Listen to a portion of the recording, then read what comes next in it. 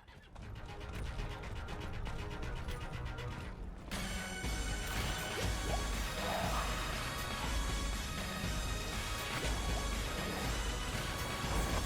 I need more time.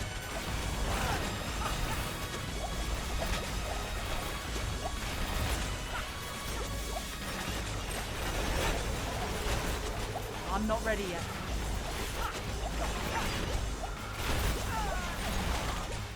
Hello.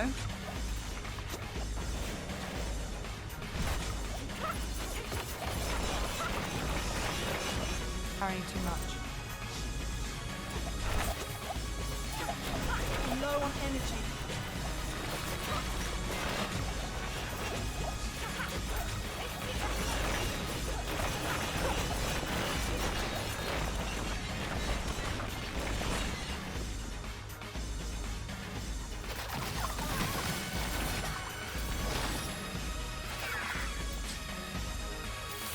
I need more time.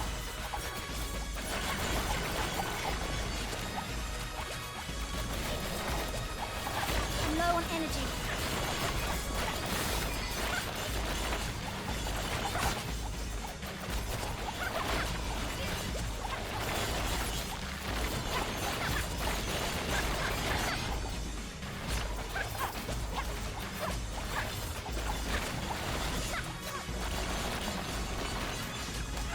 I need more time.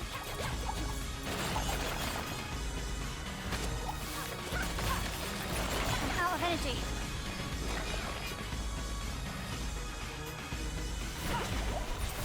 I'm not ready yet.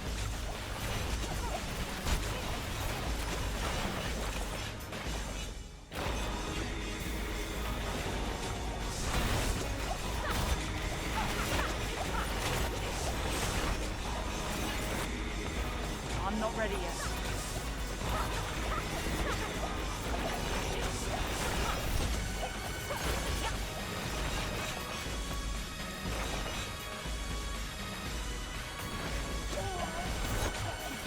I need more time.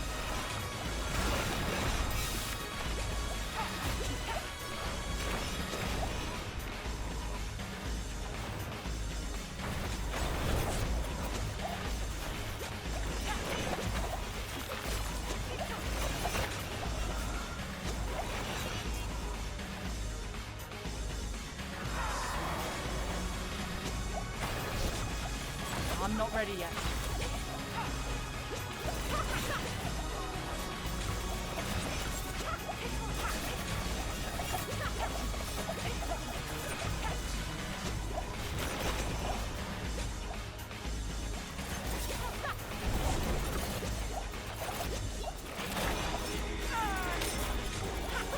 I'm not ready yet.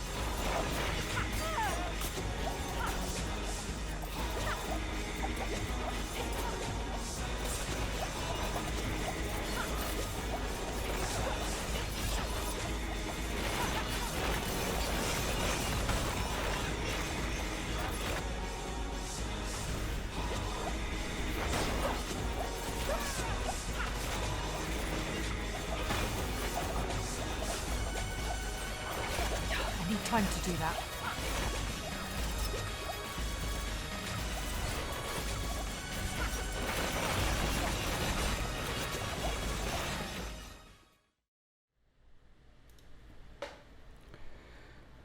Hello everyone, it's another video with another PvP build, and this time is the Twisting Blades.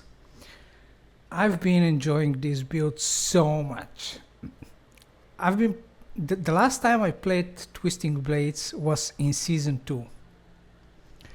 And then I skipped the Season 3 completely. Then in Season 4, Twisting Blades was bad. Then at the second half of the season, they brought it back to the sort of previous level in Season 2. But barbs were doing so much damage that it was virtually impossible to play melee rogues. So I haven't been able to play Twisting Blades since Season 2, and it's now Season 5, where it's actually playable again. not just for PvE. I mean, it's playable for PvP. You can actually play PvP with this build. The last time you could do this was really in season 2. And I've been having so much fun with this build. I've died only once with this build. Only once. From a lightning spear sork that managed to one-shot me. Apart from that, I haven't died at all. Just once. The whole time that I was PvPing, I died just once. This build is just amazing. I love it. And I really love the playstyle of the game. You know, I've been playing marksman basically ever since season 2. I played Twisting Blades in season 2 as well, but I played marksman, and then it was only marksman since then. So it's quite nice to be able to play melee rogue as well this season. But enough with me talking about general things. Let's dive into the build. So again, it's a dodge build, and if you played Heartseeker, the dodge Heartseeker build that I made before, it would be very easy to convert to this build, because really the only thing that you need is the melee, and not exactly the melee. I mean, half of the glyphs you already have leveled, because it's a poison build anyway. So you just need to level a few glyphs and just to change a few items. So really my gear is half of my gear is exactly the same, maybe even more than half. So basically, again, I'm using Cardario, the same armor that I was using for the Heartseeker. Okay, the gloves are different, the pants are the same, the boots are the same, and the amulet is the same. So, but for if someone new is watching this video, for that purpose, let's just go one by one. So for the helmet, I'm using Andario. If you don't have Andario, you can use something like this. In a normal helmet, you take Great Graphics Dexterity. Don't bother if the max life is not Great Graphics, and then aim for one resistance. And then you don't, like, on the helmet you should have one resistance, but it's the missing resistance for that you won't be able to max. For example, here I have gem for fire, cold, and shadow. As you can see, my resistances are maxed, but they are maxed because I already have, as you can see, I don't have anywhere in my gear lightning resistance. So how come that my lightning resistance are maxed? Well, that's because I have lightning resistance in one of the rings. So if you don't play Andario, which already gives you poison resistance, it maxes your poison resistance basically, you will need one resistance affix on your helmet and one resistance affix on your ring to max out your resistances, because your resistances are 3 and you have only 4 slots for 3 slots for resistance gems. So the other 2 should be affixes on the helmet and on one of the rings. So again, if you're not playing Candario, just take normal helmet with dexterity, max life resistances, and then you temper. I don't advise you to temper dodge chance, because then you hit 100% dodge chance with this build. Like with this dexterity, almost 3600, and all the dodge chance, I have 90% dodge chance. I think now it's less. Okay, now it's 81, but if I go out of the town, it would be 90%. So, and if you get this helmet with 10% dodge chance, you hit 100%, I think, or around 99. Well, let me see. Okay, so if I go out now with this helmet,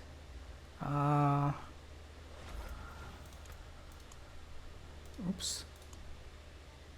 Okay, I have 99.3%, which is, you know, it's immortal. So don't, again, in my opinion, don't play this. Don't temper dodge chance and become immortal bullshit as the, you know, all the BS. I mean, if you want to play the BS again, do whatever you want.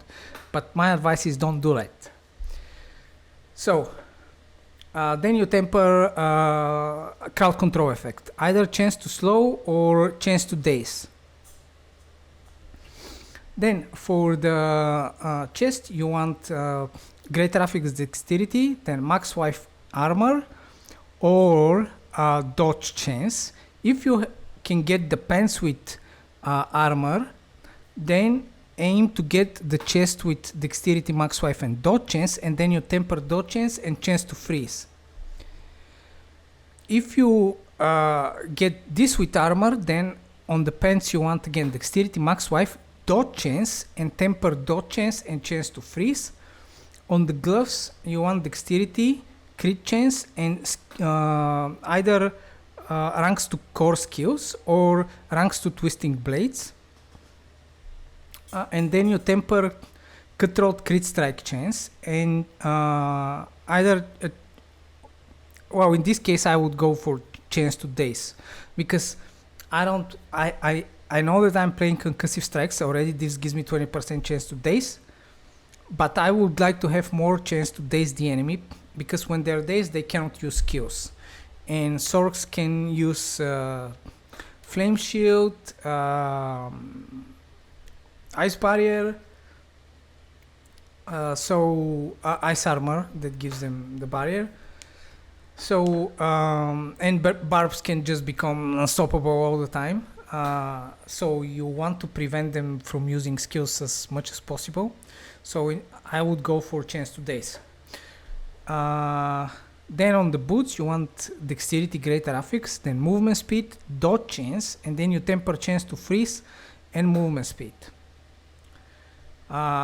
As aspects on the armors, you want crowded sage on the chest, then here you want the blade dancer on the gloves, assimilation on the pants, and then concussive strikes on the boots. Then for weapon you want, like two-handed weapon, you want crossbow, or you can go with bow if you want, because the bow gives you crit damage. But again, crossbow is better because it's the main damage is the poison damage from poison imbuement and from Andario, and poison imbuement is scaled by vulnerable damage, whereas crit damage doesn't scale your poison damage. It scales your damage from twisting blades, but you will kill them faster with poison than with twisting blades. So it's better to go for crossbows if you're playing twisting blades. Poison twisting blades, I mean. If you are playing physical twisting blades, which you are not using poison at all, then bow would be better. So on the crossbow you want dexterity as greater affix, then max wife, damage, and you temper cutthroat crit strike chance, and chance for puncture projectiles to cast twice. And the aspect that you want is creeping death on the crossbow. Then for weapons we are using both of the one-handed weapons are daggers and not swords. Again, because you have damage to close, which again we are not, although we are critting all the time, daggers are hitting faster, and we are not trying to scale the crit damage, we are trying to scale the damage from poison. So neither damage to claw, I'm not sure if damage to claw scales your poison or not, but my guess is not. But crit damage also doesn't scale your poison, which comes on the swords. So if we assume that both doesn't scale your poison, both just scale your damage from twisting blades, you don't care about that, right? The main idea is that you kill them faster with poison than with the twisting blades itself.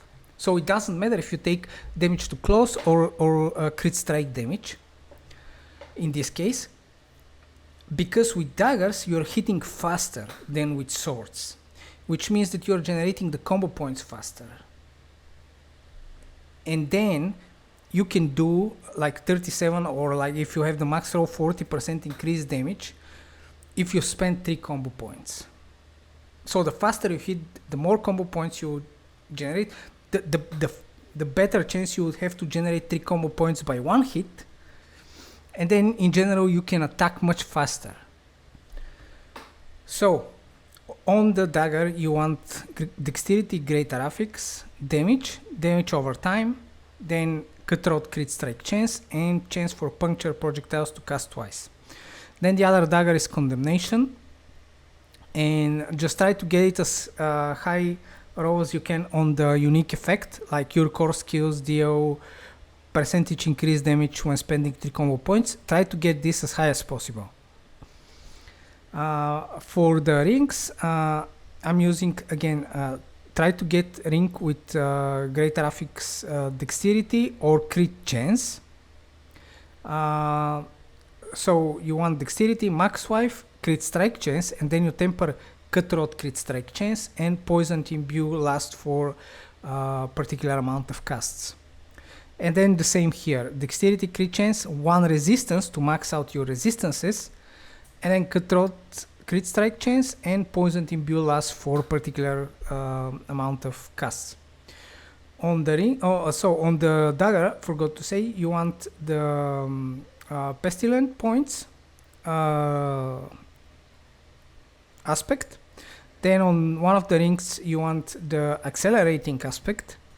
On the other, I would use the starlight because we are using Candario, which helps with regenerating our resources. And then on the amulet you want the elusive menace. So that's the aspect for the close quarter combat, because we are playing this key passive, the close quarter combat. And this is very nice, because if you are running at around 90% dodge chance, means that while you have both bonuses from the key passive, which means that you are attacking with marksman and cutthroat skills, right, which we are, then you will get this 10% additive dodge chance when you are hit by an enemy. This 10% already puts you at 100%. If you are at 90%, this 10% additive puts you at 100%. Even more than 100%. I don't know if it can roll, like if it can go above 100%, but if it can, for sure it will put you out of the range of 100%. It will go above 100%. So you will be completely unhittable. Once you are hit once, they cannot hit you a second time, which means that, let's say they hit you once, then you activate this, and if they would hit you a second time, you will dodge this, then they would have a chance to hit you again. And if it's a Sork with lightning spear Sork with extreme amount of damage, if they hit you after they missed the second time because this was activated, then they have a chance to one-shot you again, right? But if they hit you and you survive, you can activate again this, and they cannot hit you a second time. So it means that anyone that cannot one-shot you will miss every second hit. And when they miss, because of the assimilation aspect, you will constantly regenerating life, you will be damaging them constantly with Candario. It's nearly immortal, this build. If they don't one-shot you, it's very difficult to kill you. So that's for the amulet. The last thing for the amulet, you want percentage dexterity, greater affix, then movement speed, total armor, tempered dodge chance, and movement speed. For the skill 3, so we take 1 point in puncture, then enhanced puncture and fundamental puncture. Then we maxed out the twisting blades, enhanced twisting blades, and improved twisting blades. Then we take 3 points in sturdy, 1 point in shadow step, enhanced shadow step, and disciplined shadow step. Then 3 points in rugged, 3 points in reactive defense, 3 points in weapon mastery, 1 point in dash, then enhanced dash and disciplined dash. Then 1 point in agile, 1 point in mending obscurity. You want 1 point in concealment, enhanced concealment, and subverting concealment. This is because you have more unstoppables, and if you find yourself in trouble, you can just activate concealment and you can heal yourself. So it's 2 points actually in mending obscurity. You can heal for percentage of your max life. Then 3 points in exploit, 3 points in malice. We max out the poison imbuement. Then we take enhanced poison imbuement and blended poison imbuement. Now that's this note here. It's important to know this, really, because like I find that I get questions. Why, for example, crit chance, or why this or that? In this case, the crit chance is because of this, right? As you can see, let me just show you. I don't have any crit chance above the basic crit chance that you get from the game, like crit damage. I mean, my crit strike damage is 50%. That's the base damage that you get when you create a character. I have 0 bonus crit strike damage. I don't have crit strike damage on the paragons, on the glyphs, on any of my gears. 0. Absolute 0 crit strike damage. Right? Then the logical question that I would get, I assume, is why stacking so much crit chance? Right? Because if you can see, I have a base crit chance of 55.4%. That's okay, that's not base, but it's basically it's the base crit chance combined with the crit strike chance affixes. But it doesn't take into account your cutthroat crit strike chance. If we count the cutthroat crit strike chance, I'm at around 90 or 100% crit strike chance. I think I'm around above 90. So almost every hit will be crit strike, will be critical strike. And then you would ask, well, why not stacking crit strike damage if you are critting every time? Again, because it's a poison build. We are not aiming to kill them with the damage from the twisting blades that will be critting. We are trying to kill them with the poison, which will kill them way faster than you will kill them with twisting blades. And this, the blended poison imbuement, applies 70% more poison damage only if you crit. So this is why you need crit chance, so that you can crit. And we are not playing precision. If you play precision, you can crit all the time without taking, if you have like stacks from the precision which you generate with your basic attacks, then while at max stacks of precision, your next core skill will be guaranteed critical strike. But we are not playing precision, we are playing close quarter combat. And with precision, for example, you can take 0 crit strike chance. You can be with 0 additional crit strike chance apart from the base crit strike chance that you have, and you can crit every time. But we are not playing precision, and we cannot afford this, right? We cannot crit without crit chance, and this is why you need the crit chance, so that you can crit and you can activate this. So that's a lot of poison, additional poison damage. It's 75%, that's a lot. And you don't want to miss that. So then we take 3 points in deadly venom and 3 points in debilitating toxins. Then we go down and we take 1 point in Adrenaline Rush and 3 points in Haste. And then finally we take Close Quarter Combat.